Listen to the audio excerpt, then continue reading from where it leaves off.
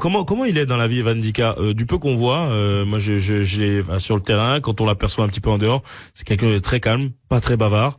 Il est comment, Evan Ndika dans la vie? Les Ivoiriens le connaissent très peu, hein, et lui aussi, enfin, il a découvert sur le tas aussi la Côte d'Ivoire, mais il y a eu ce vrai coup de cœur là.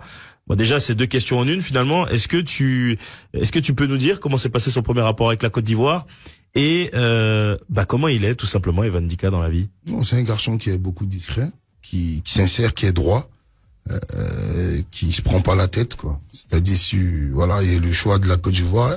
Son premier match, comme j'ai toujours dit, dès dans le vol qu'il arrive sur le sol ivoirien, il est content.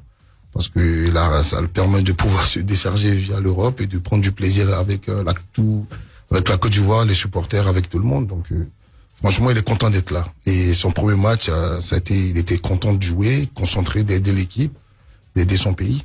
Très heureux d'être là, mais il avait l'embarras du choix quand même, Evan. Il y avait l'équipe de France, le Cameroun, la Côte d'Ivoire. Qu'est-ce qui a penché dans la balance pour prendre sa décision?